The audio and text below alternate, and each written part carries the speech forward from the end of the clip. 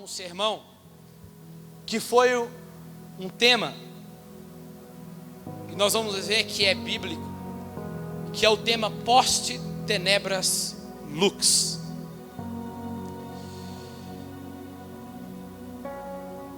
Depois das trevas, a luz. Então abra sua Bíblia comigo em Isaías capítulo 9.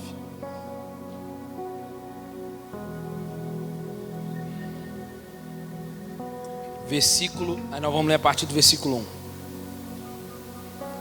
Vocês vão entender tudo aqui nessa noite, o que significa. Vocês já viram aí o que significa, mas vocês vão aprender de onde surgiu, como veio.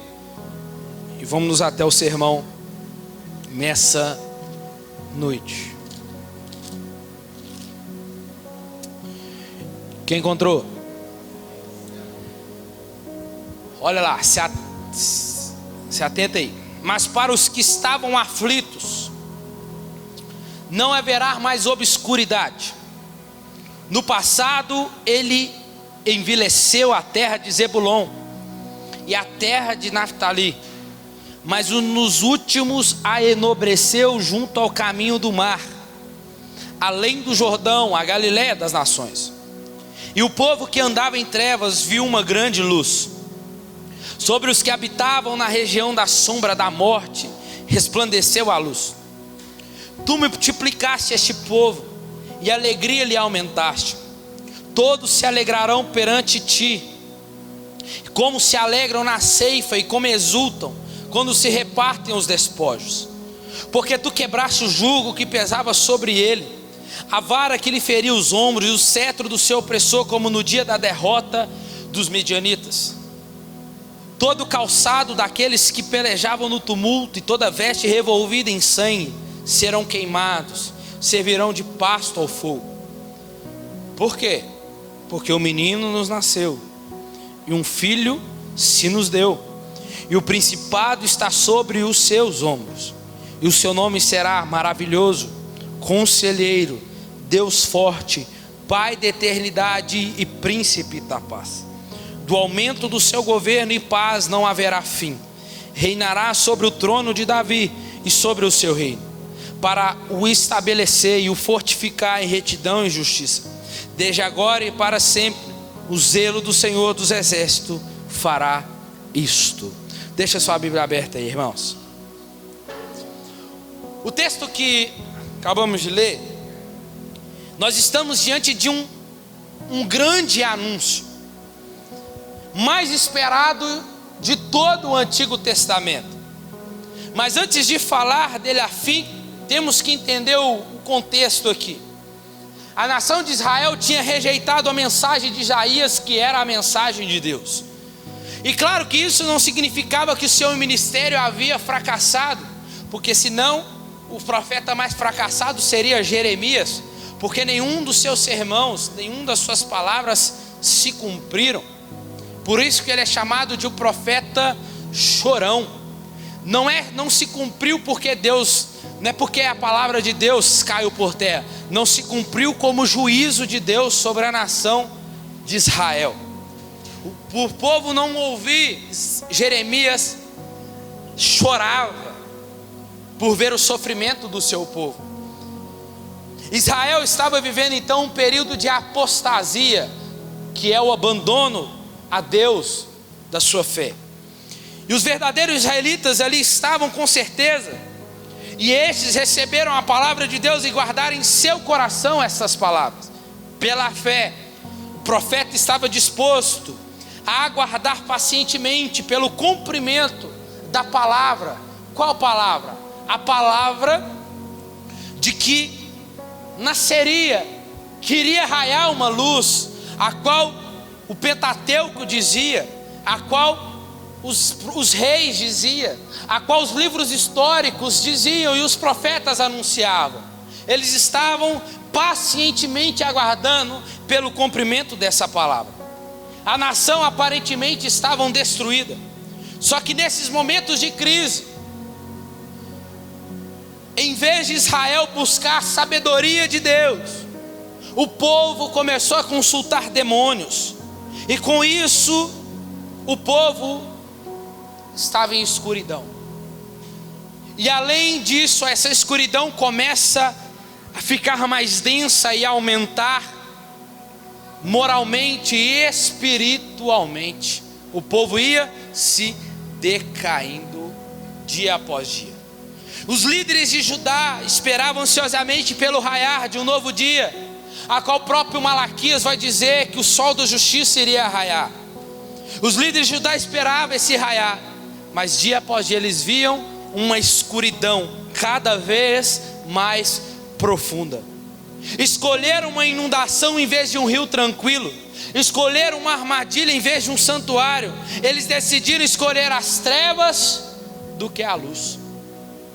Por isso agora nós estamos diante desse texto, que é uma promessa de Deus para aqueles que ansiavam pelo Messias. E essa mensagem que lemos é uma palavra de esperança para o povo. Porque quando a Assíria conquistou o reino do norte, as 10 tribos, a nação nunca mais foi restaurada, se tornou o que chamamos de a capital naquela época de Samaria, que nós vimos lá atrás. Dividiu-se os reinos. Depois o filho de Salomão fez a divisão dos reinos, o reino de Judá, o reino do norte com Samaria. Essa divisão, reino assírio, chegou e levou embora.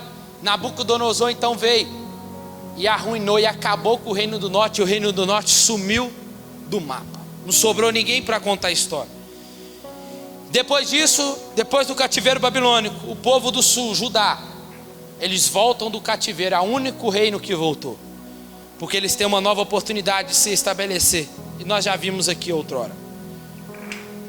Por quê? Porque por meio do reino do sul, Judá, Deus iria trazer o Messias. E esse capítulo 9 retrata para nós a misericórdia de Deus para com seu povo, e é vista de como Deus realizaria para eles. Isaías, para quem não sabe, é o profeta messiânico, é o profeta que mais anunciou a vinda do Messias. São 66 capítulos. Os 39 primeiros capítulos se arremete ao Antigo Testamento, que são 39 livros. Fala sobre a nação de Israel, fala sobre o povo, fala sobre o juízo.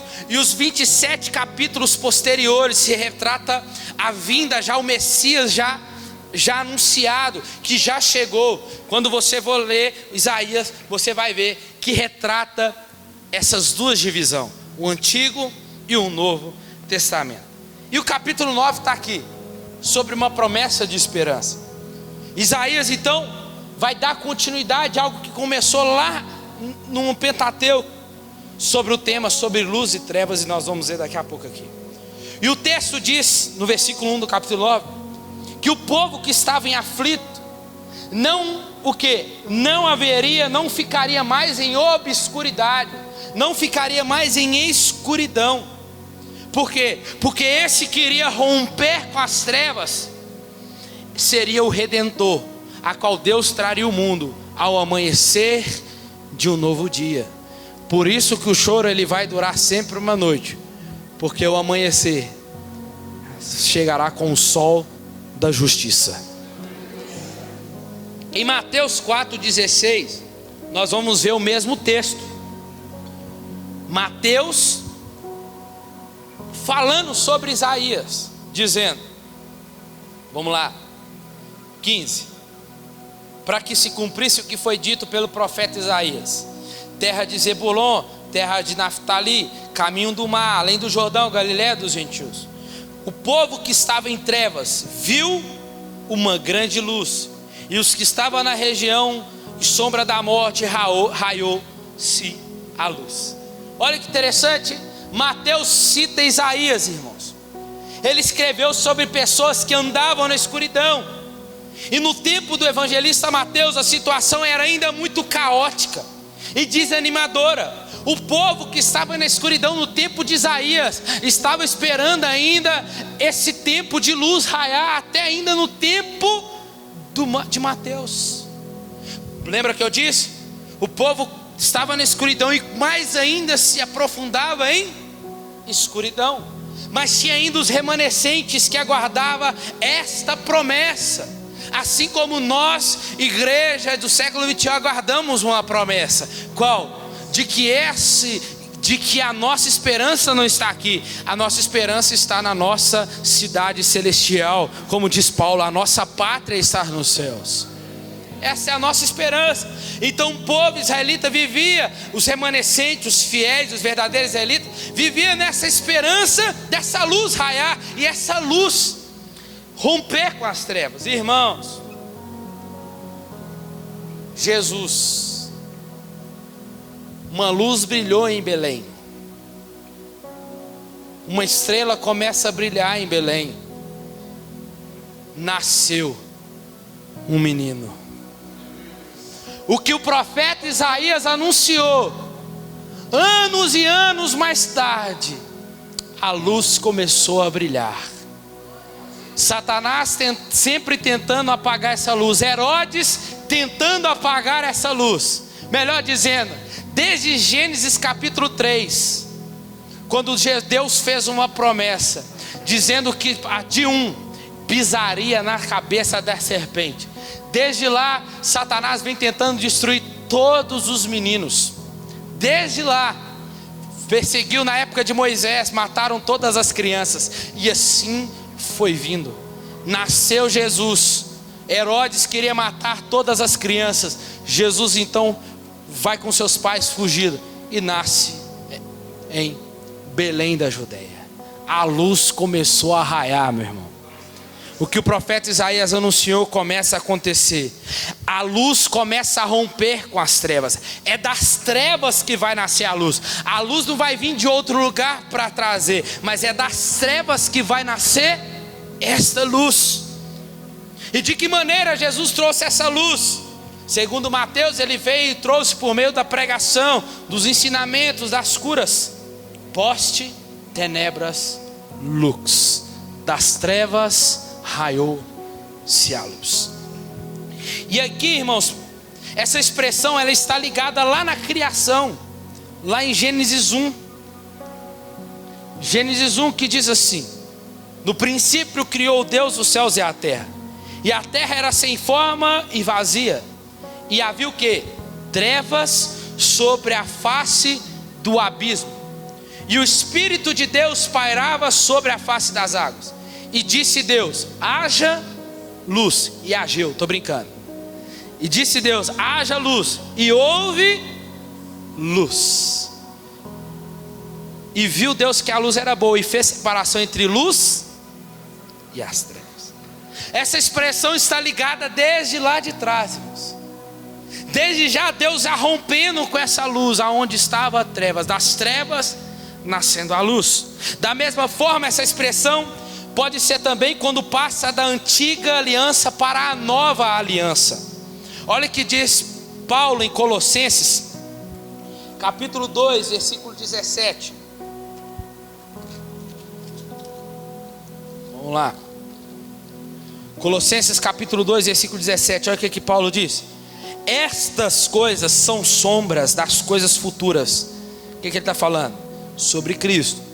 A realidade, porém, encontra-se na pessoa de Cristo. O que era obscuro no Antigo Testamento, que nós não conseguimos ver, agora já na Nova Aliança nós conseguimos ver. Por quê? Porque a luz raiou. Hebreus 10:1.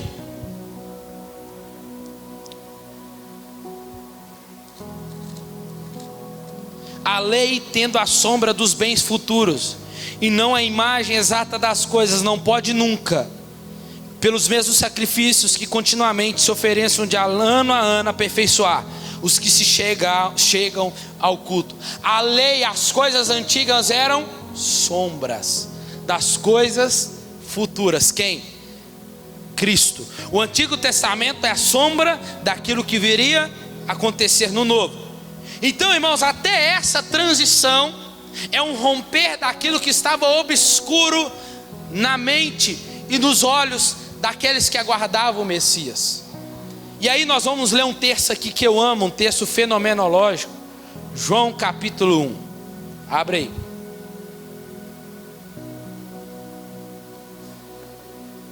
João, capítulo 1. Você está aqui, irmãos? No princípio era o Verbo, e o Verbo estava com Deus, e o Verbo era...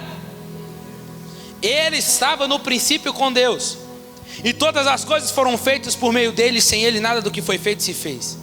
Nele estava a vida, e a vida era a luz dos homens. Se você ler só até aqui, você consegue entender algo aqui só sobre a luz? Você não sabe o que é a luz aqui. De quem que ele está falando aqui? A gente, se for olhar aqui, a gente não sabe. Mas vamos lá. Agora olha. Você não entende nada sobre a luz do 1 ao 4, mas vamos ler o versículo 5. A luz resplandece nas trevas, e as trevas não prevaleceram sobre ela. E aí houve um homem chamado João, enviado por Deus. Este veio como testemunha para testificar a respeito da luz, a fim de que todos crescem por meio dele. Ele não era a luz, mas veio para testificar da luz. A luz verdadeira que ilumina a todos os homens estava vindo ao mundo. Estava no mundo, e o mundo foi feito por meio dele, mas o mundo não o conheceu. Veio para o que era seu, mas os seus não receberam. Mas a todos os que receberam, aqueles que creem no seu nome, deu-lhe o poder de serem feitos filhos de Deus. Irmãos, nós vamos ver uma coisa aqui que você só pode perceber. Você percebe que as trevas não vão conseguir nunca prevalecer sobre a luz. Calma aí. A luz, o que é que está dizendo aqui o texto? Que a luz rompe com as trevas. Ela pode ser muito densa, ela pode ser tocável, que não há ninguém que segure essa luz. Não há treva nenhuma. E escuta, essa luz é uma verdade moral de Deus, aquilo que define o certo e o errado. Essa luz é o conjunto de valores e de normas, o que é proibido e o que é permitido. Essa luz que estamos vendo, entenda, essas trevas aqui não é a ausência de luz. Essas trevas aqui é a corrupção moral do povo. Mas escuta, as trevas que às vezes a nossa nação pode viver, o marido pode viver, a esposa pode viver, os filhos podem estar, irmãos. Não há as trevas que segurem essa luz. Essa luz pode romper com qualquer trevas. E só pode ser filho estes que estão na luz. E calma aí. E o que estamos vendo? Nós estamos vendo um povo cego, um povo que não consegue ver essa luz, pois estão corrompidos moralmente. E essa luz é única, é a única verdade que pode fazer essa corrupção moral de pecado cair. E aí nós encontramos algumas narrativas de Jesus, João capítulo 8. Abre aí. João capítulo 8.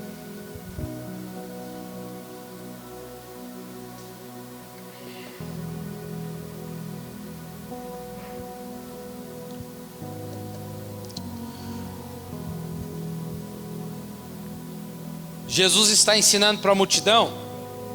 Jesus está no Monte das Oliveiras. E aí aparecem uns fariseus carregando uma mulher, por nome mulher adúltera, né? E aí nós vamos entender que a lei, que para ela ser julgada precisava do homem também. Ela não poderia ser apedrejada sozinha. Só que eles queriam pegar Jesus no pé da lei. E aí eles chegam para Jesus. Foi pego em adultério, E aí a gente não sabe o que aconteceu com o homem, né? Pode ser que os fariseus falaram assim: dá pé na linha, some, vai. O negócio é com você não. Vai embora. Pode ser que ele fugiu.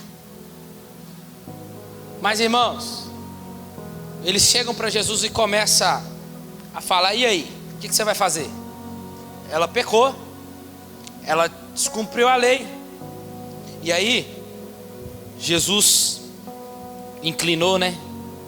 E disse: qual dentre vós não tem pecado? Que atire a primeira pedra. Todos soltaram a pedra e ficou só Jesus e a mulher no meio. E Jesus olhou e falou assim: e aí, mulher? Quem te condena? Ela: ninguém, nem tampouco eu tenho que te condenar. Vai e não peques mais. E aí Jesus, irmãos, se vira para a multidão, continuou dizendo agora: eu sou a luz do mundo. Quem me segue não andará em trevas, mas terá a luz da vida. A luz que outrora, irmãos, estava lá em Gênesis, começou a romper com as trevas daqueles que estavam. Lembra lá que Isaías disse que o povo não ia andar mais obscuro na aflição? Porque a luz começou a andar no meio deles agora, irmãos. E aí quem seguisse Jesus, essas trevas não iria permear. E ele mesmo pronunciou: eu sou a luz do mundo. Sabe aquela luz da criação, aquela luz que estava oculta no Antigo Testamento, que era só uma sombra? Sabe a profecia de Isaías que iria nascer, que chegaria alguém que iria acabar com essa escuridão? Então, sou eu, a luz do mundo. E aí nós vemos em João capítulo 9, muito lindo, sobre a cura de um cego de nascença. Jesus encontra com esse homem, e esse homem clamando. Jesus levanta ele, manda ele ir no tanque de Siloé. Ele vai lá, Jesus manda ele se lavar. Ele se lava e ele é curado. E aí as pessoas chegam e começam a perguntar para ele: quem te curou? Quem te curou? Ele falou assim: ó, deixa eu falar para vocês uma coisa. Eu não sei quem me curou, mas uma coisa eu sei, que eu era cego, mas agora eu posso ver. Ele encontrou com essa luz, mas ainda ele não sabia quem era essa luz. Irmãos, e no versículo 30, versículo 35, ele disse assim, ó: um homem respondeu: ora, isto é espantoso, vós não sabeis de onde ele é, contudo ele me abriu os olhos. E o versículo 35, Jesus vai aplicar agora o que ele fez. Jesus vai tratar de uma cegueira espiritual que os fariseus estavam vivendo, irmãos.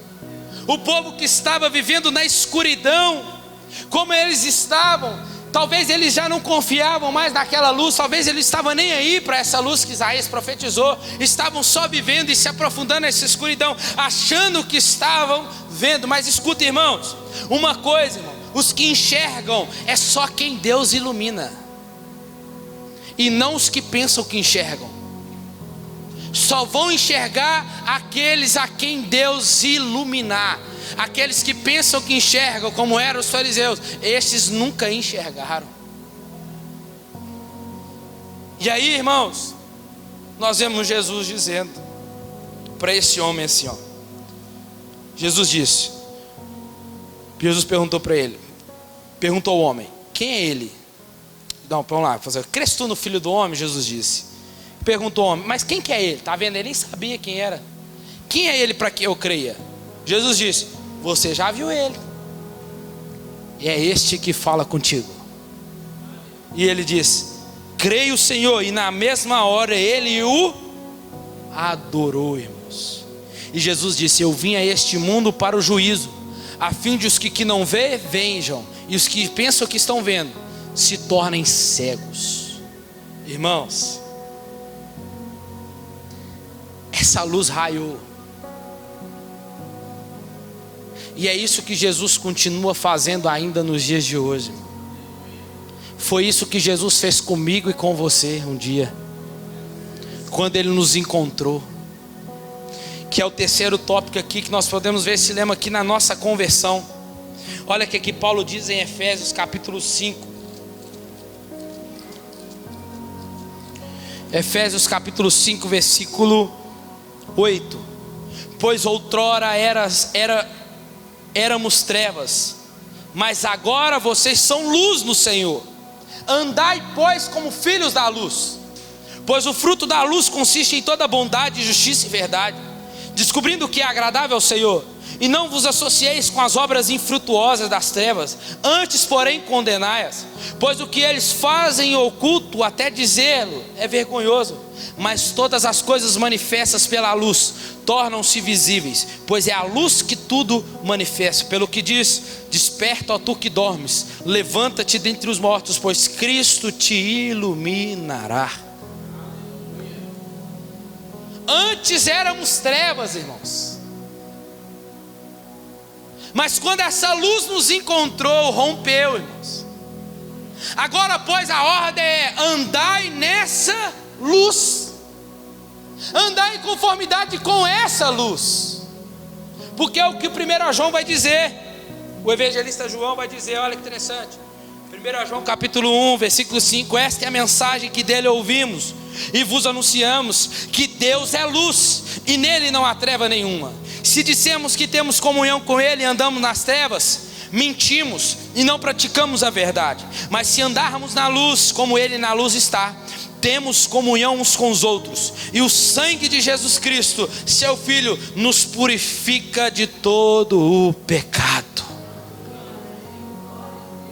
Se dizemos que estamos na luz, irmãos, temos que andar nessa luz. Se dizemos que essa luz nos encontrou mesmos, nós temos que andar em conformidade com essa luz. Se essa luz brilha em mim, então por onde andar eu tenho que iluminar, onde eu pisar, aonde eu chegar, porque a ordem para nós é sermos luz, e não ficar se misturando com as trevas. Então, quando essa luz nos encontrou, houve um romper com as trevas, que Paulo diz em Colossenses 1,13, porque ele nos resgatou das trevas e da escuridão do reino de Satanás, e nos transportou para o reino do seu maravilhoso Filho, um reino de luz. Post tenebras lux. A luz, depois das trevas, a luz raiou.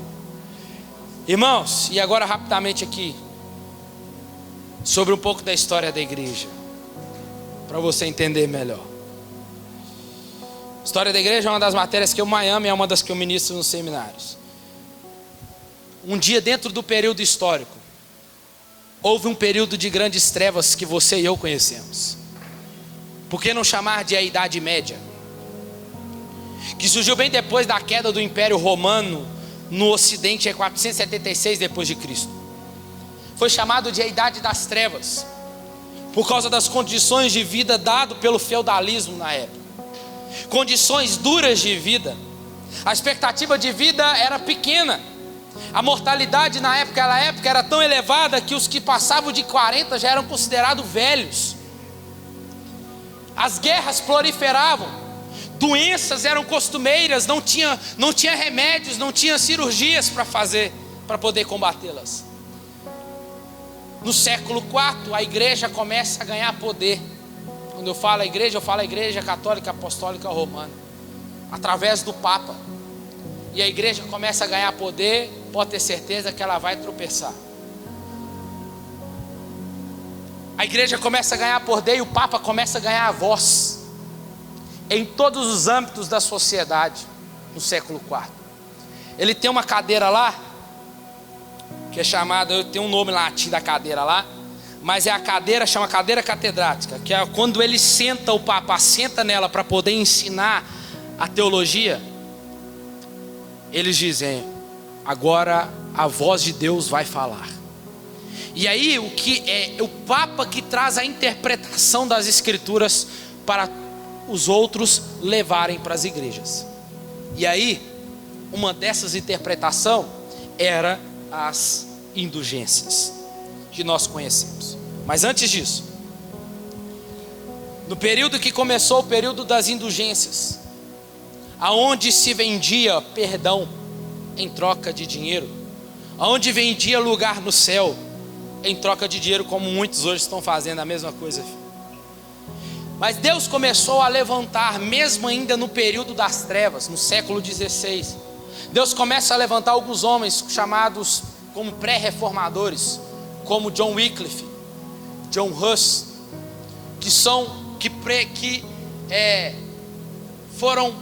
que prepararam o caminho para Lutero vir depois.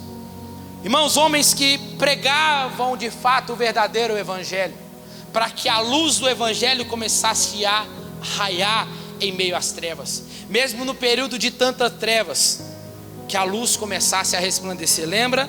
A luz vai sair do meio das trevas, ela rompe com as trevas, é das trevas que vai sair a luz. Só que aí, certa vez, esses homens começam a ser perseguidos, e um deles, chamado John Hus, vai para a praça pública, e lá ele vai ser feito dele uma fogueira, para ser queimado, vivo. E aí ele libera uma palavra, uma profecia, dizendo assim: hoje vocês estão matando um ganso, que é o Hus. A palavra Hus significa ganso. Mas daqui a 500 anos, ou melhor, daqui a 100 anos, consertar aqui de manhã eu falei errado, mas daqui a 100 anos, nascerá um cisne. E aí, irmãos, quando tudo parecia perdido, irmãos, aparece um homem chamado Lutero, um estudante de direito. Era estudante de direito, e ele se encontra e dá de frente com uma grande tempestade de trovões e relâmpagos. E ele faz uma pequena oração dizendo assim: os pais dele já eram cristãos, e ele fala assim: Deus, se o Senhor me tirar dessa tempestade, me livrar da morte, eu entrego a minha vida totalmente em devoção ao Senhor. Foi dito e feito. Ele, fugindo da chuva, ele encontra o quê? Com uma igreja, e lá ele se esconde, e de lá ele não quer sair mais. Lutero começa a crescer lá dentro. Lutero começa e se torna um monge agustiniano. Quando fala agustiniano, é que ele tinha suas bases teológicas firmadas em Agostinho, que foi um pai da igreja antes dele. Ele começa então a aprender as escrituras, porque quem tinha acesso às escrituras na época era só quem era monge, ou os papas, ou padres da época. Mas ninguém poderia abrir as escrituras, senão se fosse o próprio papa ou padre falando. Irmãos, certo dia ele está ensinando, começa a aprender filosofia, teologia. E aí ele começa a ouvir um homem chamado John Tetzel, andando pela Alemanha, cobrando impostos, vendendo perdões em troca de dinheiro. E ele dava perdão, dizendo, a pessoa falava assim: ó, o meu filho morreu, mas ele está preso no purgatório. Como é que eu faço para tirar ele de lá? E John Tetzel dizia assim: ó, você vai me dar X, que aí a alma dele sai do purgatório e vai direto para o céu. E John Tetzel ia fazendo isso. E Lutero, irmãos, começa a observar algumas coisas, mas aí ele se volta para as escrituras, lendo o livro de Romanos. E aí, irmãos, John Tetzel usava uma frase assim, que tornou uma musiquinha na época da reforma. Então, logo uma moeda na caixa cai, a alma do purgatório sai. Mas com isso, irmãos, um belo dia, esse homem, Lutero, à luz de velas, sentado no seu quarto, começa a ler as verdades do Evangelho, antigas e eternas verdades reveladas nos Salmos, Romanos e Gálatas. E a partir dali ele leu um texto, 1,17 de Romanos, que o justo viverá pela fé. Ele olha para aquilo, ele olha para as escrituras, se volta para a igreja e fala: tem alguma coisa errada. O povo está tendo que pagar para ganhar salvação. O povo está tendo que fazer obra para poder ter lugar no céu. Estão anulando o sacrifício de Cristo. Já não é mais a fé que salva, mas é a obra que está salvando. Lutero então, irmãos, começa a isso aí brilhar de novo. Posse tenebras lux, das trevas começa a raiar a luz do Evangelho. Irmãos, Lutero então vai escrever 95 teses. Depois você digita lá no Google, você vai conseguir ver lá todas as 95 teses, cada uma delas para algo de errado contra a igreja. Mas Lutero vai pegar as indulgências e vai colocar lá no castelo de Wittenberg, afixar ela lá. E quando ele afixa lá, ele não está querendo dividir a igreja, ele não está querendo trazer tumulto para a igreja. Lutero está querendo chamar o povo para uma discussão teológica, bíblica, à luz das escrituras, para eles começarem a consertar os erros. Só que eles não aceitam. Lutero é chamado para dentro para ser, ou ele abandonasse o que ele está dizendo, ou então ele seria excomungado. Irmãos, Lutero, eu até esqueci de pesquisar a frase dele, mas Lutero falou uma frase como mais ou menos assim: é como se dizia, nada mais, nada menos do que as escrituras. Eu fico com as escrituras, o que ela diz, eu vou me ater a ela. Mais ou menos isso que ele disse. Irmãos, só que acontece uma coisa: as 95 teses que estavam fixadas no castelo, alguém pega aquelas 95 teses e começa a fazer o quê? A divulgar, xerocar, imprimir. Aí começa a nascer a imprensa dentro da história. A imprensa começa a ser, quando pensa que não, as 95 teses de Lutero já correu por toda a Alemanha. E a reforma se resume, as 95 teses se resumiu nas 5 solas que eu falei de manhã, que uma delas eu estou usando aqui agora. Somente sola gratia, somente a graça, tudo em latim. Somente a graça. Por que ele está dizendo? Deixa eu ver a hora aqui, tem que correr. Somente a graça, o que ele está dizendo?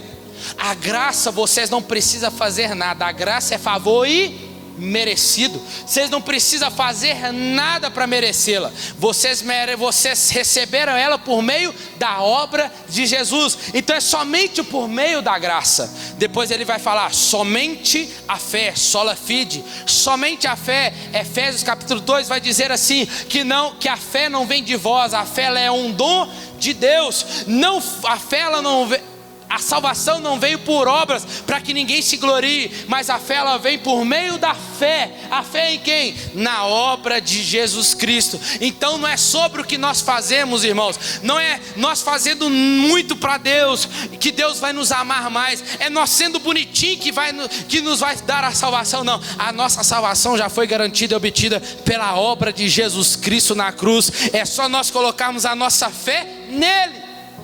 Então é somente a fé. E depois ele vai falar solos Cristos, somente Cristo. E ele vai dizer, 1 Timóteo capítulo 2, não há outro mediador entre Deus e os homens, Jesus Cristo, o homem. Não é Maria, não é Pedro, não é Paulo, não é ninguém que está nessa dimensão, mas é Jesus Cristo, o único Salvador. É aquele que invocar esse nome será salvo. Não há outro Salvador, disse Isaías, nem em cima dos céus, nem embaixo da terra, a qual nós podemos clamar por salvação, senão por Jesus Cristo. Então somente Jesus Cristo pode nos salvar. Não é obra nenhuma, não é o Papa. E aí Lutero fala sobre sola Escritura, somente as Escrituras, porque eles criam em novas revelações, irmãos. A Igreja Católica cria, assim como crê até hoje, muitas novas revelações. E eles diziam que a igreja, que a Bíblia existe por causa da igreja. Eles colocam a igreja acima das Escrituras. Mas não é assim que funciona. Mas nós temos que entender que o quê? Que a igreja só existe por causa das Escrituras. A igreja existe por causa das Escrituras. E ele está dizendo, uma revelação não vai vir por meio de anjo, revelação não vai vir por meio de Maria, mas a revelação que nós precisamos já está pronta, já está nas Escrituras. E por isso que ele diz somente as Escrituras. E por último, somente a Deus toda a glória, só lhe deu glória. Por isso que Paulo termina dizendo, porque dele, por meio dele e para ele são todas as coisas. No final tudo é para ele. O que sobra para nós, irmãos? Nada. Tudo é dele.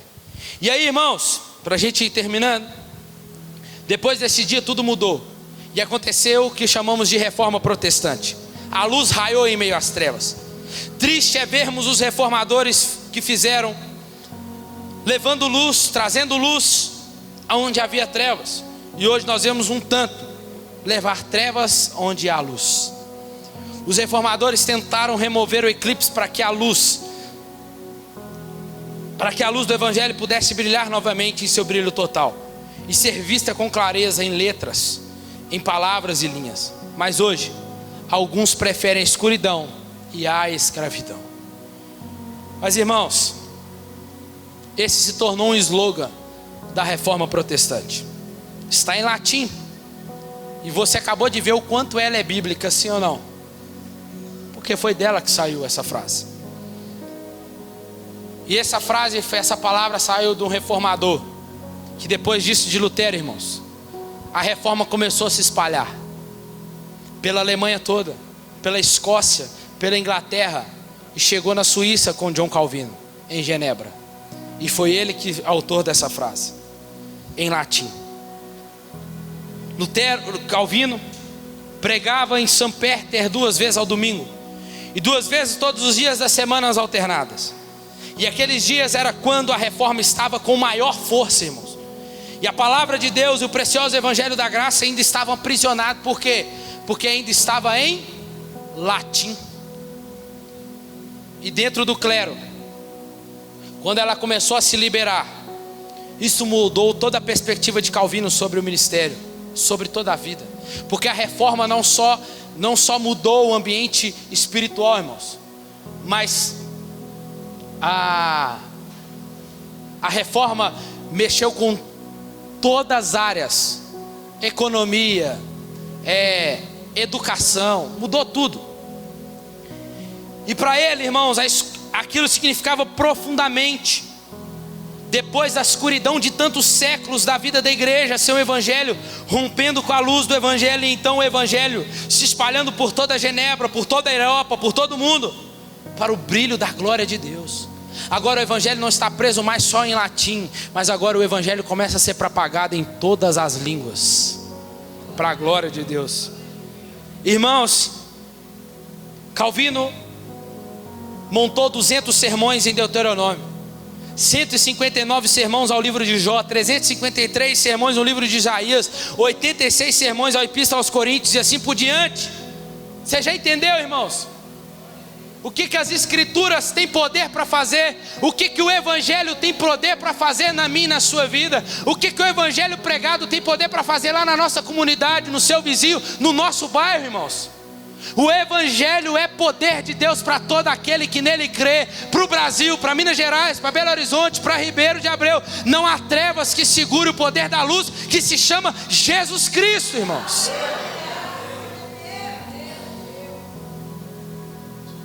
No século XVI, em Genebra, era um lugar de sofrimento, um lugar brutal e imoral.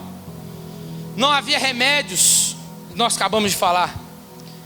E nessa cidade, brutalidade, imoralidade era grande. Mas Calvino começou a vencer isso com a exposição da palavra.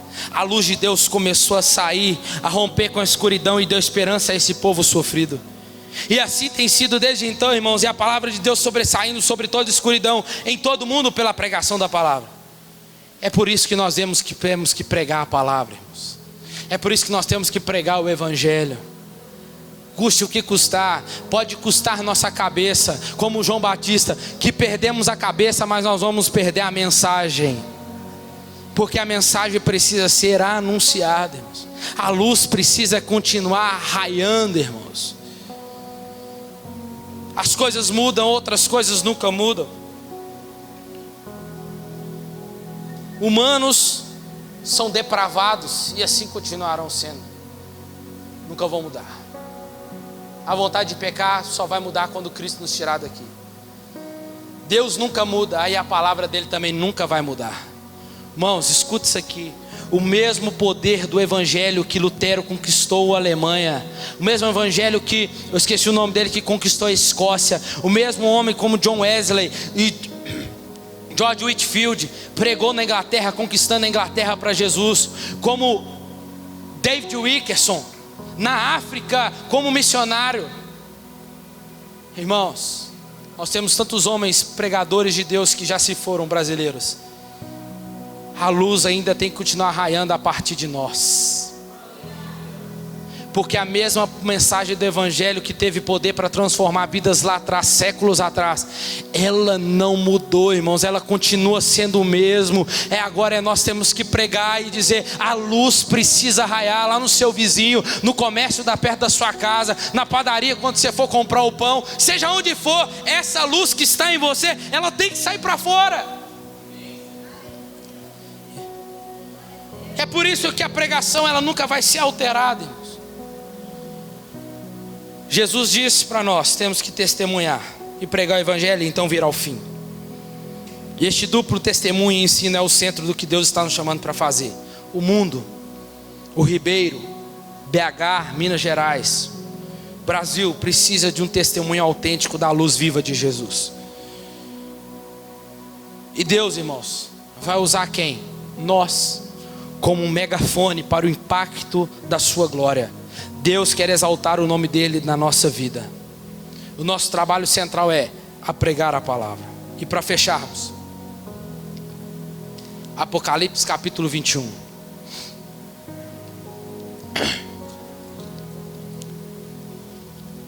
Essa frase, post tenebras lux, acontecerá na consumação dos séculos.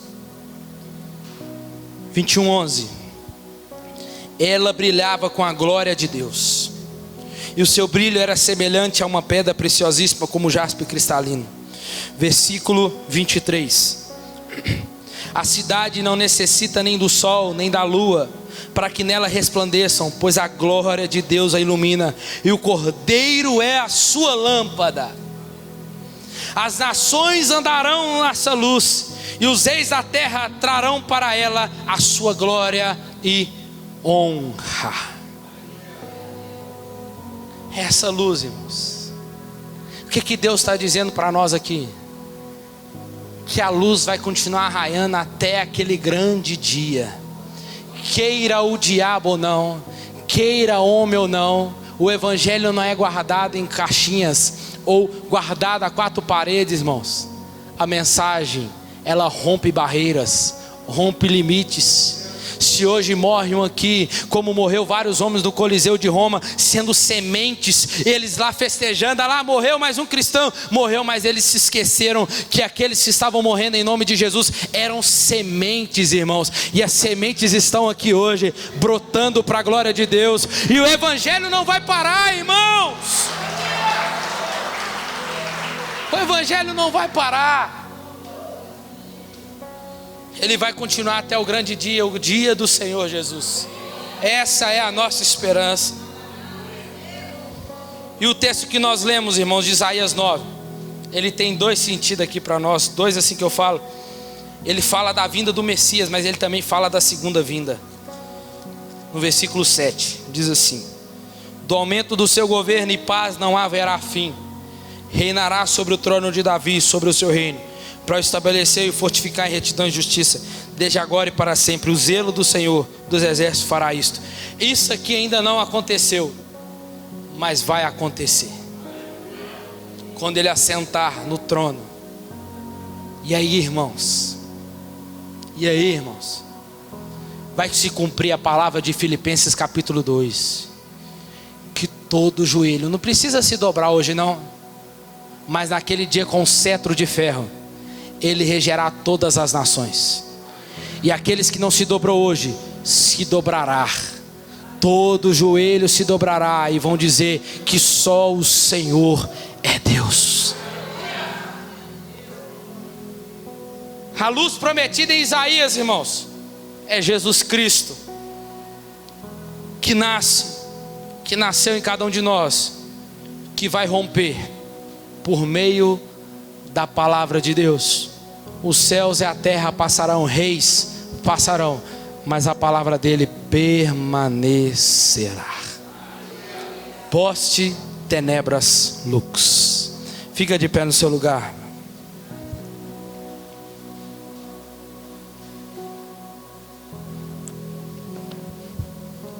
Coloca a mão no seu coração.